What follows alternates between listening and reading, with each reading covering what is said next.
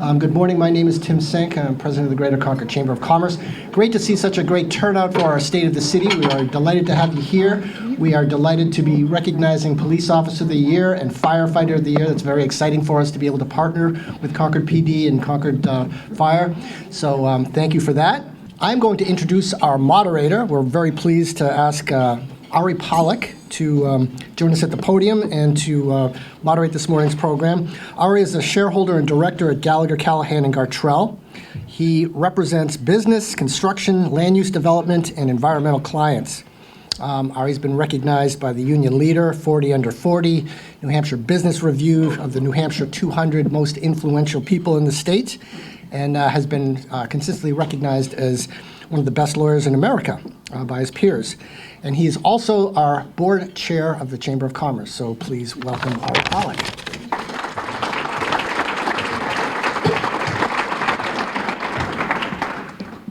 Morning, everybody. Thanks so much for coming out today. We've got a really nice program for you. The first order of business today is to recognize the 2024 Police Officer and Firefighter of the Year. These are awards provided by the Chamber, but really on behalf of the whole community. And I hoped I could impose upon Mayor Champlin to come up and present these awards with me. The Greater Concord Chamber of Commerce is pleased to recognize two individuals whose unwavering dedication, outstanding contributions have significantly impacted our community.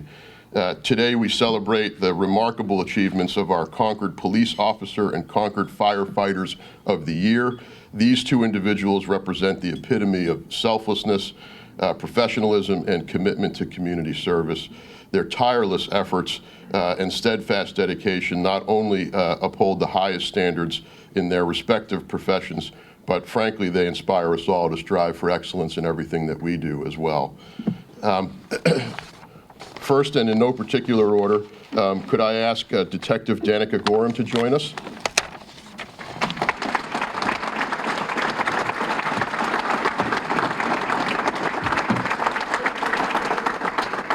And now it's my honor to embarrass you a little bit.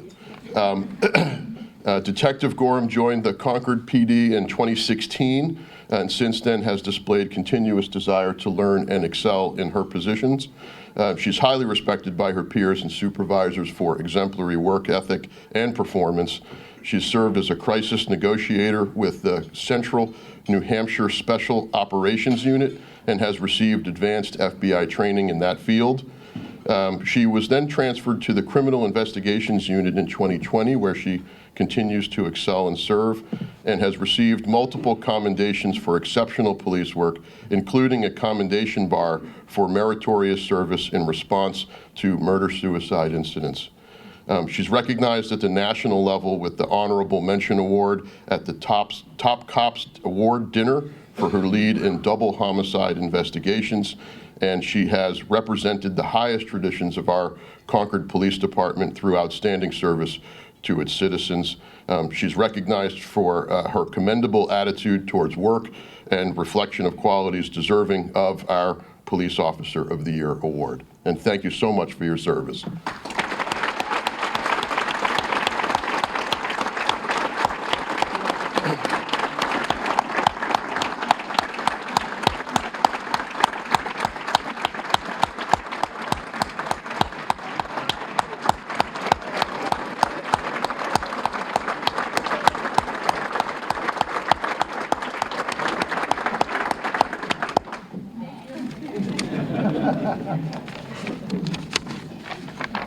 Next, we're going to ask Firefighter Robert Martell to please come up.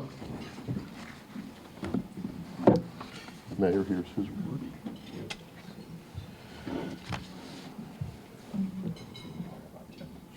It's my turn to embarrass you now, Robert. I'll do this well because I know your brother. Robert started his career with the Concord Fire Department in 2007, demonstrating unwavering dedication and pride in the city and in the department. He's a valued asset to Battalion 1, trusted by company officers to fulfill any role with competence and confidence. He actively serves on multiple department committees including Swiftwater Awards and retention recruitment, successfully completed formal lieutenant mentoring program showcasing commitment to professional growth.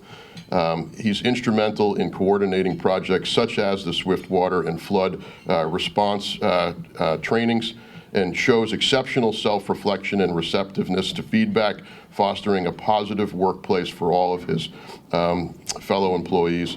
He's recognized mentor within his shift, consistently offering guidance and support to his peers, and actively engaged in the Concord Fire Department and New Hampshire Fire Academy, making significant impact as a program coordinator. He's recognized for profound compassion and dedication to the well-being of others, both within the department and the community, and it's our honor to recognize him as the 2024 Concord Firefighter of the Year.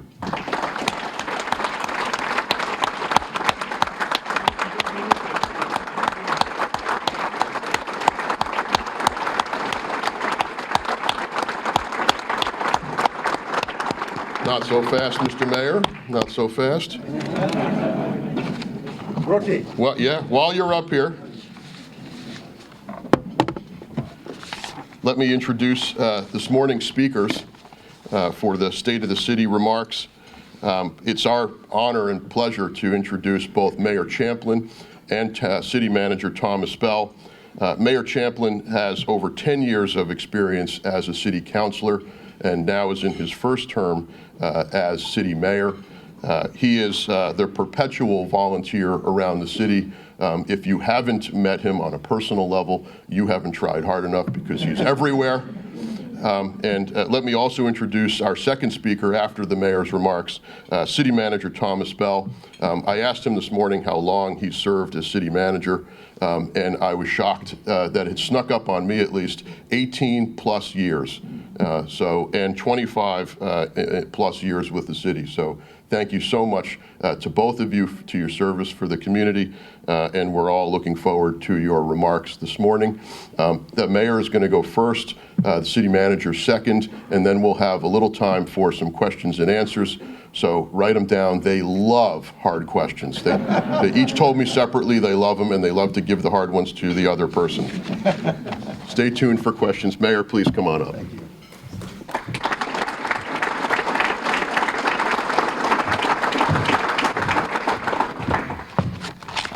Well, thank you, Ari. Thank you for that introduction. I've been coming to, I'm trying to think of, I was trying this morning to think of what the first State of the City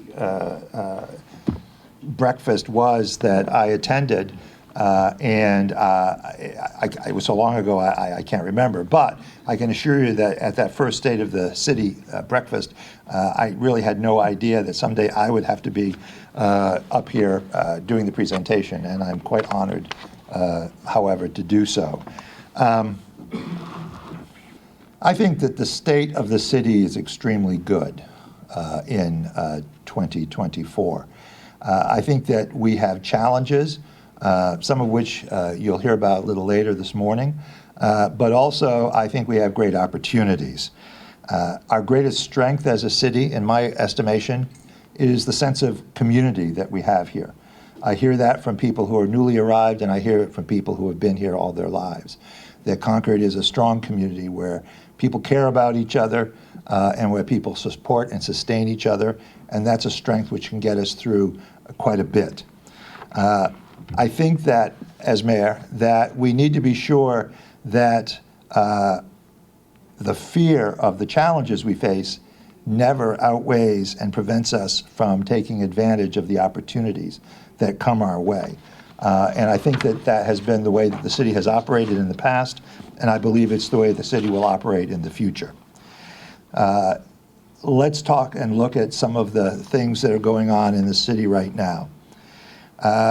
In terms of public safety, the city has an extensive history of demonstrating caring for the long-term health of its employees and is willing to act to protect them from known threats when possible. A great example of this is that last month, the City Council unanimously voted to acquire a set of fully PFAS-free gear from our firefighters, for our firefighters. This is the primary set of gear. We've authorized purchasing 92 sets of PFAS-free gear. PFAS was in the news the last couple of days due to actions by the federal government. This is the forever chemical, and many people didn't know that for many, many years our firefighters' turnout gear was impregnated with PFAS and has been linked to cancer. And we felt as a body and as administration, I would say, that it was important for us to ensure the safety of our firefighters by making this investment. And this investment in our firefighters really maintains us at the cutting edge of fire departments in the country. I think, Chief, are we like the first in the country? Reported, yep. Thank you. The first in the country to fully replace PFAS impregnated gear with PFAS-free gear. And I want to compliment the chief and his team for bringing this to our attention and telling us that this opportunity presented itself. Further in public safety, on Monday evening, the City Council voted to move forward with the acquisition of 4 Booton Street and 124 North State Street from the Dupree Company. We also directed staff to proceed with a design that would preserve, renovate, and expand the existing building on that site, a classic example of mid-20th century design, to accommodate the new police station. The estimated total investment for this project is $46.7 million. The city would acquire the property before June 12th of this year, and then the building would be weatherized. Subsequently, design and permitting for the project is scheduled to be completed by December 31st of this year, with construction in the spring of 2026, if all things move forward. The construction is scheduled to be completed by the end of the summer of 2027, with occupancy to occur that fall. Oops, you know what? Tom said to me, "Do you want to do the thing?" And I said, yeah, I'll do the thing.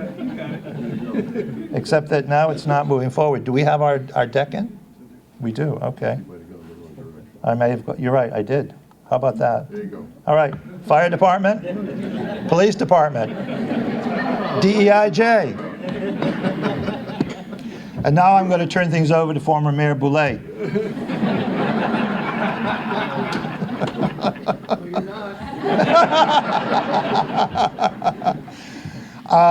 The Diversity, Equity, Inclusion, Justice, and Belonging Initiative, the process is moving forward. We're sending out an RFQ, a request for qualifications, for facilitators to work with a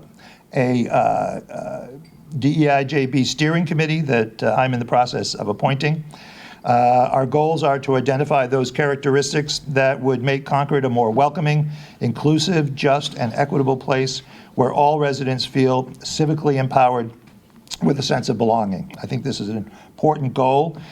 We want the steering committee to work on developing approaches and initiatives that will assure that the protection and promotion of these characteristics, and also to establish models and protocols for community conversations that engage all residents so that the city and its committees can follow the practices set forth for future projects. I'm going to move along as quickly as I can. Whoops, I'm doing it the wrong way. Sorry, thank you very much. And I told Tom I'm checked out. I've done this stuff before, but I lied. EDAC, the city formerly, when I first became a city councilor, and prior to that, we had an Economic Development Advisory Committee. I think it's appropriate to talk about this with the chamber. Monday night, the City Council approved my appointees to a renewed EDAC. And there are some members of the committee who are here today, and I'm going to ask you to stand if you're an appointee to EDAC.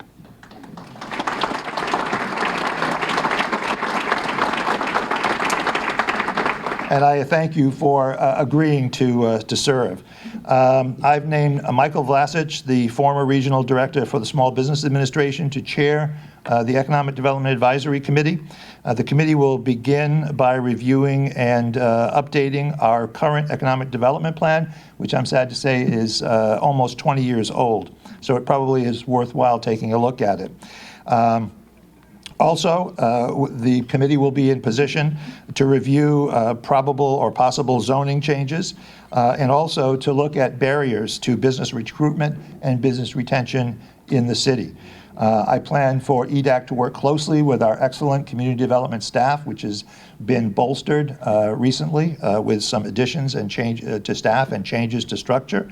And I also want to mention that I've been working with that staff to restart the Mayor's Business Visitation Program, which we're doing in concert with the Chamber and Chamber leadership. And I appreciate the Chamber's collaboration and partnership in that.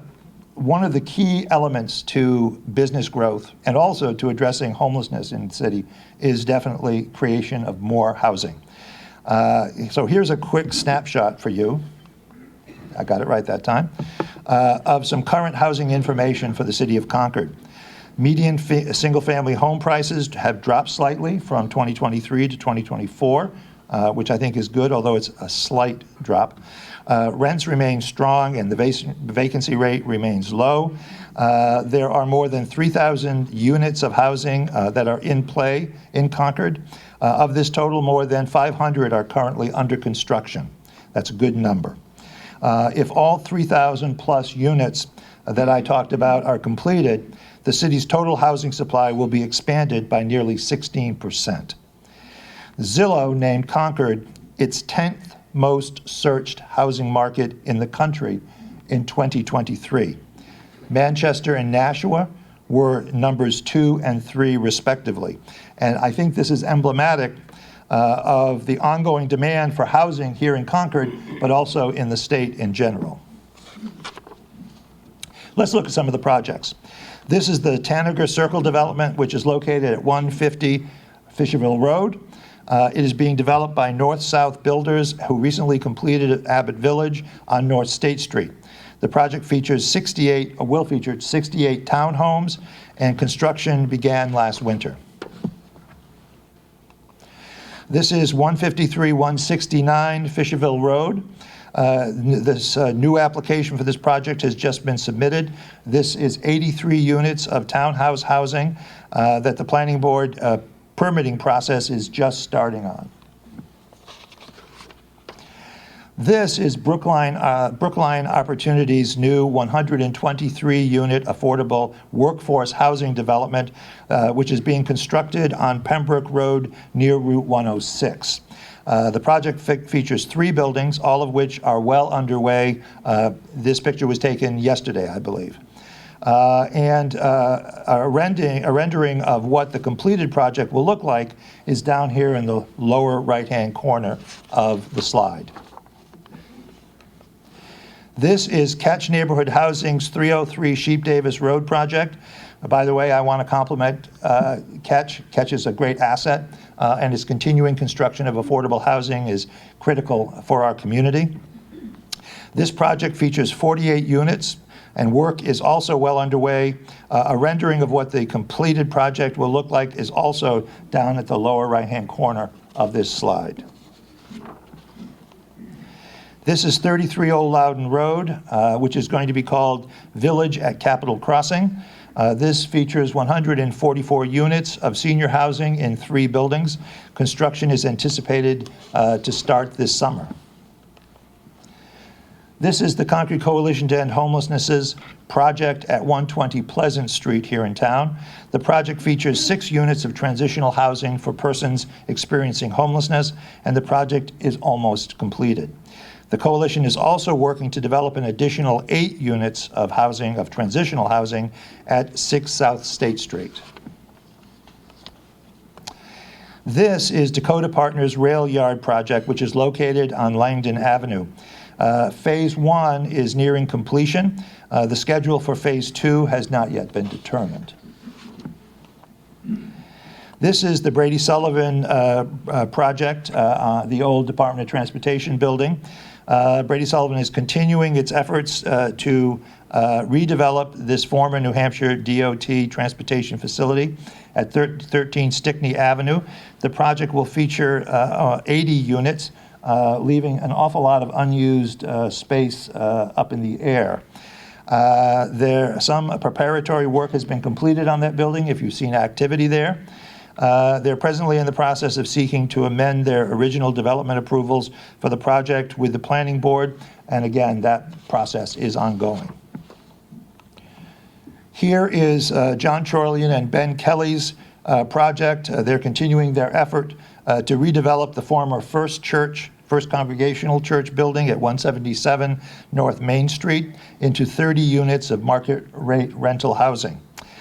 This past Monday night, City Council amended RSA 79E Community Revitalization Tax Relief incentives to support the project. The total tax savings for the project over 7 years will be about $393,000, enabling this project to move forward. In addition to creating the 30 units of housing, the project will preserve and renovate this historic early 20th century church. The planning board will be discussing amendments to this project design next week, and construction is expected to start this summer. This is a familiar sight to anybody who's driven up and down Main Street. This is the construction here is wrapping up on the new apartment building located at 32 South Main Street. In June 2022, the city sold this property to a subsidiary of the John Flatley Company. The property is being redeveloped into a new 85,000 square foot building featuring 64 market rate apartments and a small ground floor retail space. The property, which is now known as Isabella Apartments, will feature on-site parking and a swimming pool. The project will be completed this summer. Pre-leasing is underway for Isabella Apartments, and the rents range from $1,700 to $2,900 a month. 10 years ago, when I first joined City Council, who would have imagined that people would be willing to pay almost $3,000 a month to live in downtown Concord? Once completed, this project will create in excess of $10 million of new assessed value for the city, and $10 million of assessed value in a property that was formerly non-taxed as a state property. The property is in the Sears Block TIF district, and with the advent of this development, it's anticipated that TIF will have the ability to release captured incremental tax revenues to the city, school district, county, and state. This is Pennacook Landing development. This is where we had a ribbon cutting last week. This is at 33 to 35 Canal Street in the former Allied Leather Tannery site in Pennacook Village. Phase 1, which features 34 units, was completed in 2020. Phase 2, which again was completed in March and for which we just had the ribbon cutting, features 20 units. The development cost of Phase 2 was $6.2 million, or a breathtaking $310,000 per unit for affordable housing. Of the 54 units, 49 are affordable. The project is a mix of 1 and 2 bedroom units. And in addition to selling this piece of property to Caleb, the developer, the city supported the project with $500,000 in community development block grants for demolition, site work, and utility improvements, as well as a $600,000 loan from our revolving loan fund to support Phase 2. Last week, we also held a groundbreaking for the new Canal Street Riverfront Park, which will be developed at the former Allied Leather Tannery site directly adjacent to Pennacook Landing. The construction is scheduled to begin later this month, and I would mention this is the city's first new park project since the 1980s. The amenities in the park will include reconstruction of the Canal Street Municipal Parking Lot, a large pavilion with amphitheater for concerts, movies, and community events, a fishing pier and scenic overlook, walking paths, as well as displays of historical artifacts and interpretive historical signage about Pennacook Village, former Pennacook Mill, and other important historic facts. The streetscape improvements for the Canal Street were completed last fall and include crosswalk improvements, a shared 10-foot wide path to facilitate future pedestrian and cyclist connection to the Merrimack River Greenway Trail, a new bus stop, and additional on-street parking to support the park and the village. The estimated total cost of the project is $3.7 million. The project is financed with a mixture of Pennacook Village TIF District bonds, parking fund bonds, for a public parking lot reconstruction, impact fees, and grant funds. And I think it's really significant that this project, adjacent to the new affordable housing in Pennacook Village, gives a great place for the residents of those projects to congregate, to build community, to recreate, and to fully appreciate the Kentucky River. Staying in Pennacook, the city's new Pennacook Library and Activity Center is really coming along well. The facility is being developed with a partnership with the Boys and Girls Clubs of Central New Hampshire. Specifically, the Boys and Girls Club are developing this new 10,000 square foot building. And upon completion, the city will acquire a 1,500 square foot condominium unit for our library, our branch library in Pennacook, and an activity center. The remaining 8,500 square feet will be owned and operated by the boys' clubs. The project will be completed this summer. The new library and activity center are tentatively scheduled to be open in September, and the city's total budget for this project is $1.3 million. The city secured a $750,000 community development block grant to support the Boys and Girls Club's development of this facility as well. Here's one of my favorite things to talk about, Concord Airport. Moving up to the Heights, I'm happy to report that there are really good things happening there. Last month, United Therapeutics Corporation completed its new 36,000 square foot hangar at the airport, which is pictured in this slide. United Therapeutics is a publicly traded biotech company based in Maryland. UTC has offices throughout the East Coast, including Manchester, where they manufacture human replacement organs. This is a new hangar which will house 4 to 5 corporate aircraft for UTC. And as part of the project, United Therapeutics, at its sole expense, reconstructed a large area of the taxiway which serves their hangar and other adjacent development zones in the airport. Here's an inside view of the hangar. Due to UTC's commitment to sustainability, the project was constructed using glulam timber frame instead of metal framing.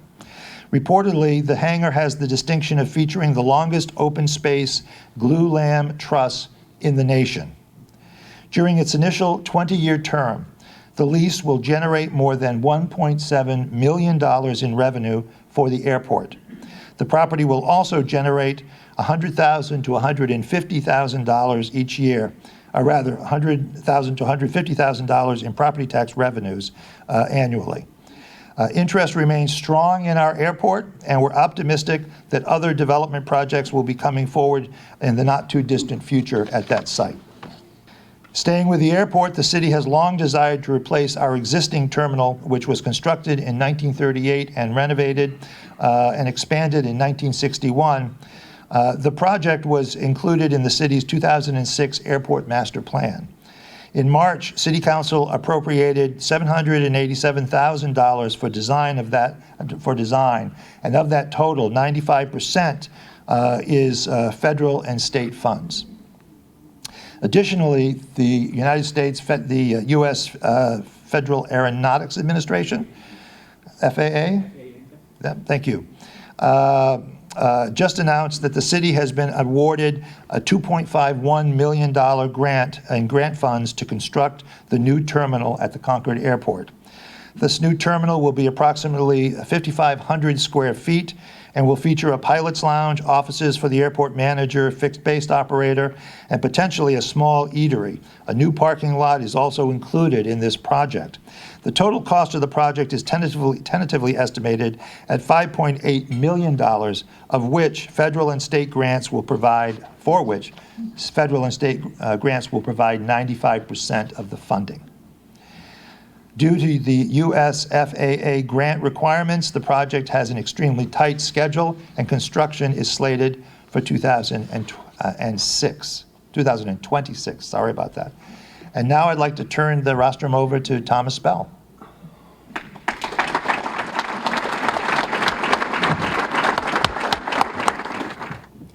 So of course, I'll pick up at the sewer. That's a great handoff, I figured. So this is, you'll see the rough design here of the Heights Sewer Improvement Program. As part of the 2024 budget, City Council appropriated $1.9 million to design a sanitary sewer system for the Heights. And of course, this goes all the way down to Manchester Street. The project includes a replacement of the Steeplegate Mall. I'll bend down a little bit to catch this. Steeplegate Mall sewer pump station, which was constructed in 1989 and is now at full capacity, as well as upsizing several sewer mains, which are too small to accommodate current needs and the future growth. Several of the pipes were installed upwards to 70 years ago. The majority of the piping improvements will occur on Loudon Road, Branch Turnpike Road, and Pembroke Road. The project is important for the public health and continued economic development. So if you can imagine, when this was really put in place, the original piping years ago, it was to support the Steeplegate Mall and all the other development up there. Well, a lot of that development now is around the Steeplegate Mall, so the Steeplegate Mall has to be redeveloped. So being at capacity, this project is very important. The estimated construction cost, the project is $23 million. And is subject to future appropriations by City Council. And construction is expected to begin. Does it get higher? Just trying to get it closer to you. I'll bend down. Well, thank you. Construction is expected to begin in 2026 and will take approximately 1 year to complete. Is this set up for you, Tim? So, Merrimack Valley, going to the Merrimack Valley Greenway Trail. The construction of Phase 2, which is down by just north of where the Terrell Park piece is there. Terrell Park is right there, and this is Loudon Road here. Will start in June. The total cost is $705,000 and is being funded with a mixture of state and federal grants, as well as a $150,000 donation from the Friends of the Merrimack River Greenway Trail. The city's direct share of the budget is $130,000. The project will be completed by this fall. The city, in partnership with the New Hampshire Department of Transportation, is continuing our efforts to acquire the CSX section of the rail, this piece here, all the way down to the fire headquarters, from Horseshoe Pond Lane to the Cotucook River, and the updated real estate appraisal, the boundary survey, and the title review are nearing completion. CSX is awaiting completion of the title and survey work before finalizing the purchase and sales agreement through the state to design and build a portion of the trail. The application was submitted in February for federal funds to complete the design and the construction and permitting and the entire length of that piece that I identified there. So we're trying to move as fast as we can, and we'll move as fast as CSX will let us. One of the really important features of Concord, which makes Concord Concord, and something the City Council is very much focused on, is sustainability. Just to mention, as you know, we replaced the LED streetlights throughout the city. That was 2,050 streetlights. Energy usage was reduced by 603,000 kilowatts an hour annually. We eliminated over 500 tons of carbon emissions, and will save about $700,000 in energy costs over the next 10 years. And in several years, who's ever here on the City Council, they're going to actually see a very large savings in dollars, because right now we're paying for the cost of the streetlights themselves, but that will finish off in a few years. Another project is the Hall Street Wastewater Treatment Plant. We have two projects there. One is behind the meter, 125 kilowatt plant that will generate that's based on grant funds, funded in the amount of $250,000 out of the American Rescue Plan Act grant, which will generate energy to help offset the power needs of the plant. So you can imagine our biggest power user is the wastewater treatment plant at Hall Street. This will actually help dramatically reduce those costs for energy. We're also looking at putting a 1 megawatt solar array on the site in addition to that. Community power, you've heard about that. Draft electric aggregation plan is scheduled to be submitted to the PUC next week. The City Council will consider it for final approval during this summer, with a launch likely in the fall. The robust public information campaign is under development, so we'll be reaching out to the entire community very shortly with that. Essex Hydro, I don't know if Madeline is here. She's been a great partner, Madeline Minot, with Essex Hydro. We have a net metering agreement for hydropower. The city received $246,000 in clean energy credits. We anticipated $100,000. but shows you how much more rain we got this past year than was anticipated. The contract covers $9 million kilowatt hours usage of the city, which is 98% of our total governmental usage of power is covered by this. It includes electricity used by the two biggest power users, the water and the wastewater treatment plants. To year to date, so in fiscal year 24, which we're in now, we've received $133,000, and we still have several months to go in credits. And just a note, this is something Mayor Boulay started, or Jim started years ago, to focus on a request for proposals for a solar array for Old Turnpike Road landfill, which is a 20-acre site, which you see here. The city has selected Kearsarge Energy to develop a new solar array. The array will be developed via a 20-year land lease to the city, and the array will be a 5 megawatt facility. City and Concord School District, sitting back in the back row, will benefit from the group net metering revenues associated therewith. So Unitil, we're working with Unitil. You can see this area here. This is just a rendering. It's open. We're going to be actually relocating an easement which comes through, right through here, to around the property and allow us to put a bigger array in there. So thank you Unitil and Gary Miller. That is a quite unassuming building. That is pump station number 4 up at Pennacook Lake. That is the building that pumps all the water to, or was the building that pumps all the water to the entire city every year, and has been for the last 75 years. This was built in 1947. And the concern was, as you know, the plant itself can generate 10 million gallons a day.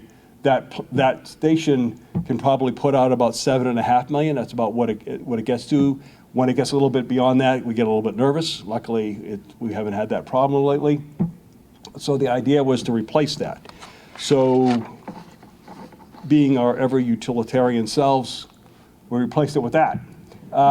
It's just belts and suspenders. It's a $4.9 million project, and would deliver on average 1.5 billion gallons of finished water to the city per year. If you could picture that, the city uses about 4 million gallons a day. During the summer, during a drought, that'll go up to about 8. So again, when the old pump station was putting out about 7.5, and as the summer was coming along, we would always get very nervous that something would happen there. And we made it through, and the new pump station, this one here, will actually, and that's what it looks like inside, that pump station will be able to put through 10 million gallons a day. So we're ready for the future, and it actually matches up with actually the capacity that can be created in the plant. So it's nice to have those working together. Yesterday, let me go back to the slide here, just leave that up there. Yesterday, you may have noticed, this is something that may have passed your radar. EPA announced the new regulations will be put in place for, we talked about PFAS earlier today, for PFAS compounds. And water treatment plants are going to need to test for 6 compounds, PFAS compounds, and meet these dramatically lower standards all within the next 5 years. So anytime you leave the city and you drink other water, be aware, you might want to check and see if it's okay. And this is anywhere in the country. So what about Concord? Well, we already test for all those 6 compounds, and we have non-detect state, which means our numbers are 0. We already meet all the requirements of the EPA 5 years in advance, so you have no worries at all. And again, not only do we have the best tasting water in the state, which is proven, we also have the safest water. And before, you'll recall, Mayor Champlin had a piece on the PFAS gear right at the beginning. Before I go on to the financials here, I'm doing okay with time, Tim? Yes. Okay. It's always good to point out examples of leadership in the community when you can. And the first slide was on the PFAS-free gear that was out there. If you read Bloomberg yesterday, and John sent me this last night, otherwise I would have incorporated it into the plan. There's a headline, April 10, firefighting gear without PFAS heads to North American cities, by Pat Rizzuto. And I'll read this to you, and this was mentioned during Mayor Champlin's piece, and John confirmed it. Quote, 2 North American cities are moving forward with the purchase of firefighting gear that has no intentionally added PFAS, a key development for manufacturers who have faced legal liability over the presence of forever chemicals in their equipment. Vancouver, Canada, and Concord, New Hampshire are the first North American cities to commit public funds to purchase personal protective gear made without PFAS. So again, this is John Chisholm and his team. This is the IAFF.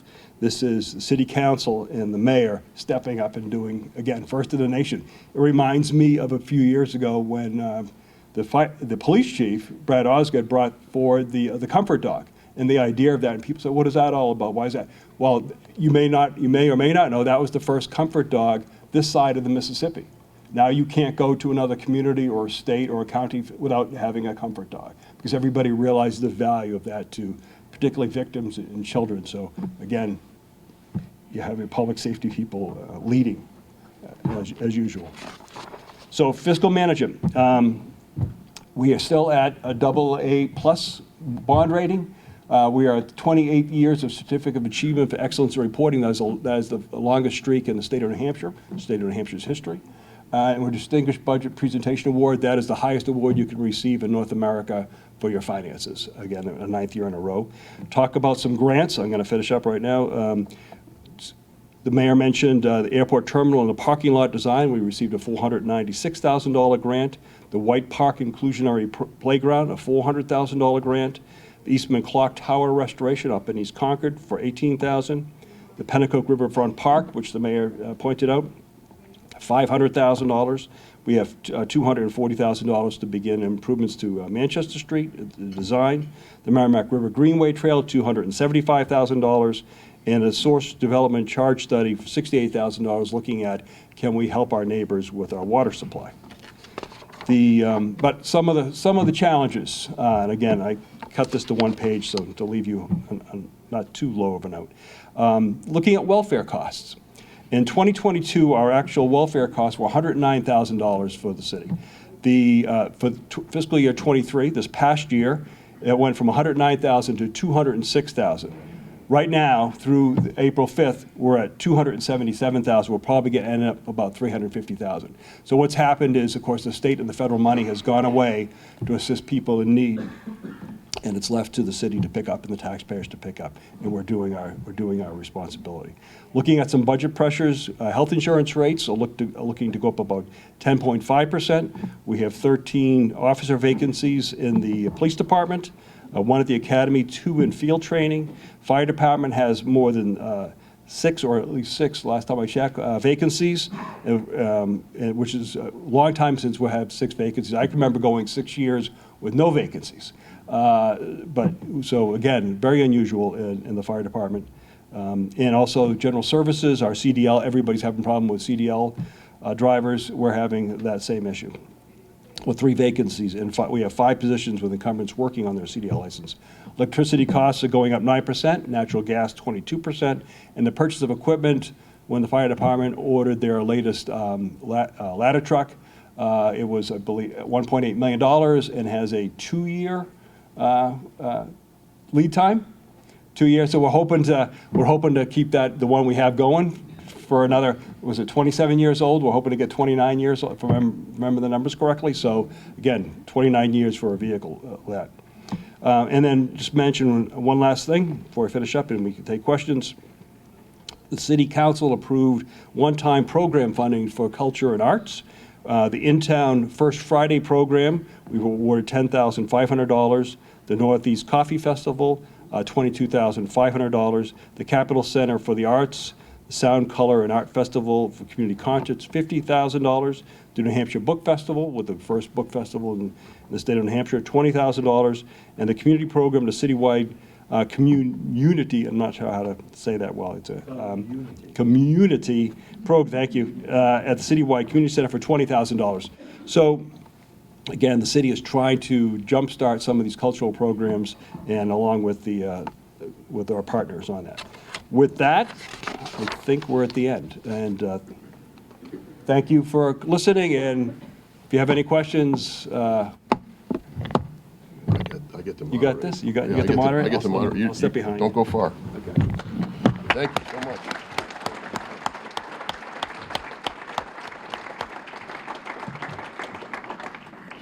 if we can take this on the road a little bit here. Tremendous amount of information from both of you. Thank you so much for the presentations. I think it's fair to say there's an incredible amount of initiatives and projects underway in the city, both city initiatives and private initiatives that the city, of course, is involved in as a regulator, as a partner, as a player. One of the questions I had, and you touched on it quickly with the CDL licensing, is tremendous amount of staff turnover at the city in recent years, and how has that affected these initiatives? And do you think you're reaching a point now where you've got some stabilization in some of the vacancies and turnover? And I don't know who wants to take a stab at that first. Mayor, I'm looking at you. I'll make a quick comment, then I'll pass it over to our city manager. I'll just say it's important to recognize that this is not a problem or a challenge that's unique to Concord.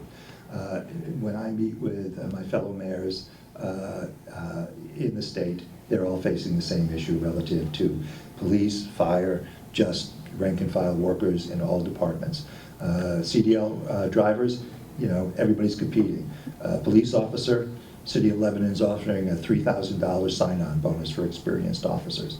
Others are offering a couple of $1,000s. So these are challenges that we're all facing, and this is really the face of the post-COVID workforce. Mr. City Manager?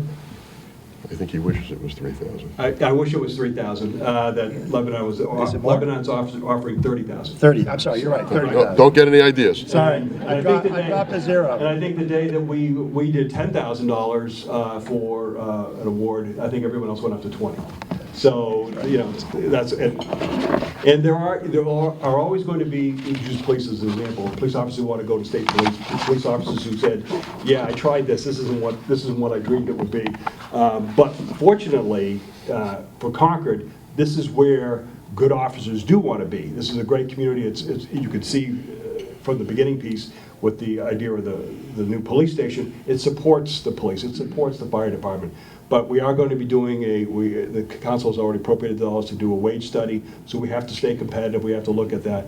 But it's also working conditions. But really what it comes down to is the employees that we have are stretched very thin, and they're doing their best to keep things going, and they're doing a great job at it. But you can only do that for so long. And then things start to fall apart. So, we'll get there, but it's going to be a couple of years, I think, before things really straighten up. Okay, we have some time for some questions from the audience. Yeah, in the back, thanks. Yes, Herb Carpenter with Fellowship Housing here in Concord. This is a question about sewers, so I think it falls to the city manager. The presentation about the sewers on Loudon Road.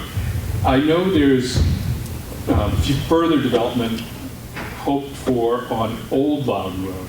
So does this development include extending those lines or to handle further development on Old Loudon Road, or is there additional work that would need to be done for that? I'll answer this, but Matt, jump in. Where's Matt, in case I get this wrong?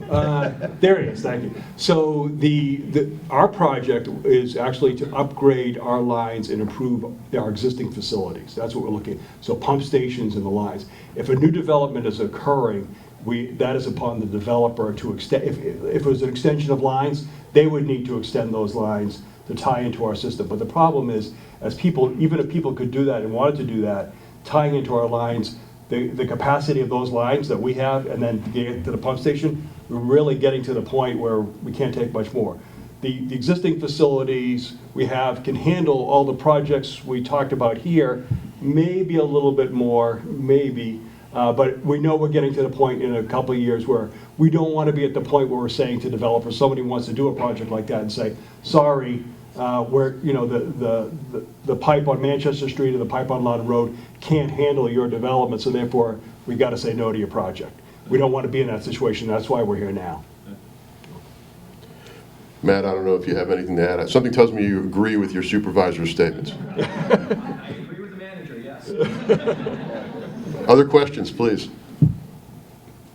Yeah, in the corner, thank you. Good morning. I was wondering if you could touch base a little bit on the homeless issue in Concord, specifically the littering and the thefts from local businesses and stuff. Sure. Management of homelessness issues. Yeah. Thank you, Mayor. Yeah, I knew we'd get this question. Homelessness is a challenge that, again, we're not alone in facing. In some ways, it's less severe in Concord. In other ways, it's more severe than in other communities.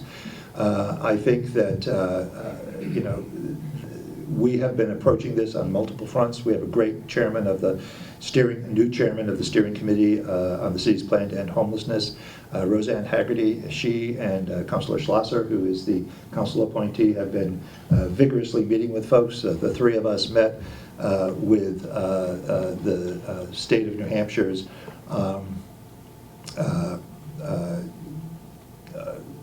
housing resource person last week. I have been talking to fellow mayors about the issue. The city is constrained in many ways in what we can do. We cannot arrest people for panhandling.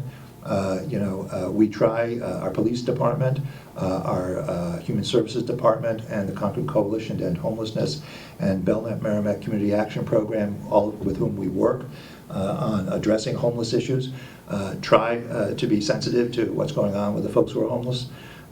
I view the homeless population as a microcosm of our community.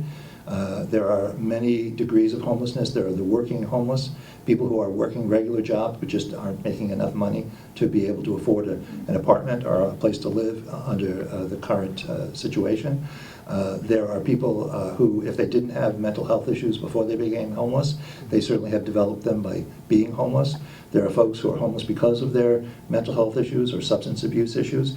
And then there is a small criminal element, either forced into that or by nature, right, by who we have to deal with. Our law enforcement officers do deal with infractions of the law as they can, but they too are challenged. There are some people who the courts adjudicate to be incompetent, who they can't incarcerate. The recent changes to the bail structure makes it very difficult to incarcerate people unless they are a danger to judged by the courts, a danger to the community. So within that matrix, we're trying our hardest to address encampments when they're on private property, to address encampments when they're on city property or state property. If an encampment is on state property, we have to work with the state and work at their pace in terms of cleanup, in terms of moving folks. It's a complex problem. This sounds like I'm making an excuse, and I'm trying not to. It's a complex problem which we're approaching on a variety of fronts and working hard to try to address, but it's not going to be solved tomorrow. Thank you. Other questions? There was one over here. Yes. Good morning. Morning. No mention of the Manchester Street Black Hill project and also the Monitor Way project? Yeah. Good. So start with the Monitor Way. The city there's been a request of the city council to take a look at whether or not we should partner with that. So that's still underway. Whether or not that makes sense to do. Again, that's a greenfield site. The city, as you recall, made the investment of $5 million into the roundabout that's up there on state property, and now we actually have to maintain it in perpetuity. So there's that, but if you were to go down Whitney Road heading towards Wheelabrator on your left, right, there's actually a culvert that needs to be replaced there. So to connect from there down to Sewell's Falls Road, there's actually two major culverts. When I say a culvert, think bridge, essentially. And they're probably could be around $2.5 million each to do that. So that is just to do that. Forget about build a road. The improvements, the capital improvements associated with that to make a connection for that type of, and that road is already too long as it is for fire purposes, is about last number I had seen was about $16 million. The question is who's going to pay for that? And the same thing with the ROI property. You'll stand aside for this, right? The ROI property down at Blackwater. That's why you saw the dollars I talked about for Manchester Street. We need to make the improvements for Manchester Street. In addition to that, when the state proposed the I-93 project, and of course that's still years away, we made sure that there were some improvements being done at Old Turnpike Road and Manchester Street. because we knew that any type of future development will be limited by if that isn't done correctly. So the state has agreed to actually fund that. That's probably about another $5 million right there for those improvements. So those projects have not got to the point where they're officially projects that is something we could report back on, other than what the developers are saying out there that they would like to do. But they're getting there. I don't know if, do you want to talk about it? The Blackwater? No, because you know where the permitting with the FEMA and Right. Only because I happen to be involved in the project. The Exit 13 Black Hill Road project is in front of the planning board this month for completeness for some of the Manchester Street improvements. The improvements coming to the rear, if you will, or to the south off of Black Hill Road have some floodplain adjustments that need to be made before those pieces can move forward. And so they're all coming forward as quickly as possible, and it's very much a viable project. And it wasn't in your slides, and I won't hold it against you. Thank you, I appreciate that. We have time for one more. Who wants the last word? In the back, thank you. I couldn't see you behind the column. Speak loudly. You could have moved that forward. For next time, for sure. I just wanted to circle back, speaking about our, individuals who are experiencing homelessness and all the great properties that are being developed in the community. I'm just wondering if the city or anybody having conversations with these property owners or landlords or property managers about the non-affordable units that are being created and how our families who are experiencing homelessness are going to afford these market rate apartments. The mayor took the last one. You can start and I'll finish. So the city has to be very careful about putting the arm on people, which is what you're talking about in a nice way. But we do make sure that whatever units are developed are equal to the other units that are in the area in the project. But we've decided to leave that to the professionals and I know the Coalition to End Homelessness has been talking to people as each project comes in, so they know. We do a very public process so people know which projects at the very beginning are coming in. But for projects like, I think the Kayla project is a good example, with all of the affordable housing there. I think, city stepped up and put the money in. City stepped up and did the grants.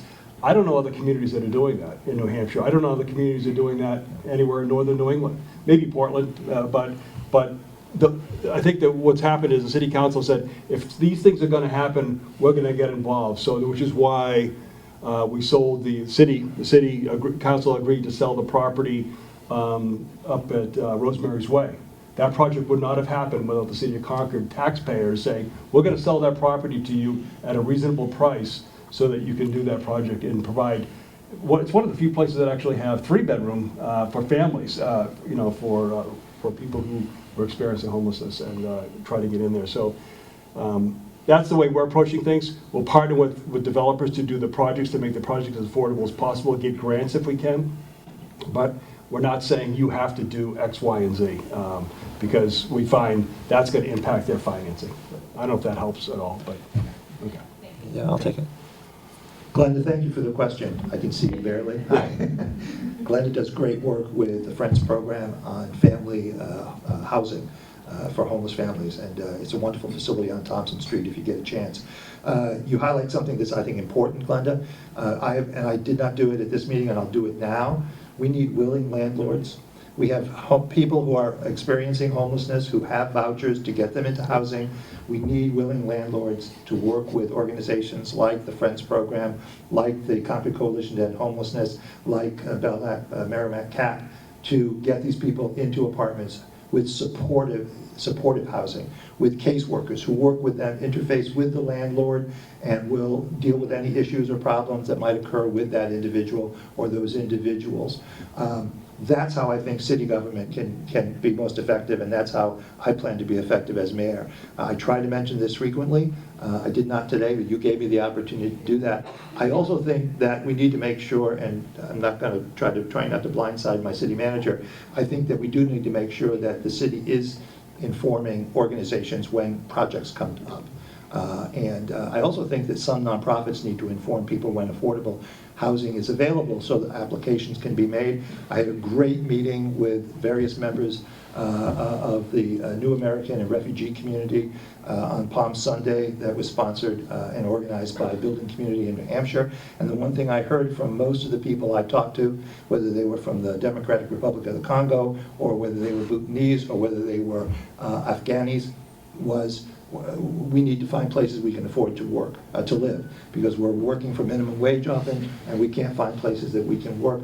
So I'd like to work with those agencies that work with those folks and make sure that the information is getting to them, that, hey, there's the Caleb Group or Dakota Partners have affordable housing apartments. Let's help you make an application. Let's help you try to get into that. And thanks again for the question. Thanks so much, everybody, for coming out. We always try to get you out on time. I want to thank and congratulate again the Officer of the Year, the Firefighter of the Year. Your contributions mean a lot to all of us. I want to thank our presenters, Mayor Champlin, Manager Aspell. Great content, great questions. I want to thank our sponsor, of course, Bar Harbor. Thank you so much for making this possible on behalf of the Chamber. I make the same joke every time, but I think it's so funny. At least one person does. Right. They say that to have a great dinner party, or in this case, a breakfast party, you have to have three things, right? Good food, good people, and good conversation. And I again say that we nailed it. So thanks so much for coming out, and have a great day.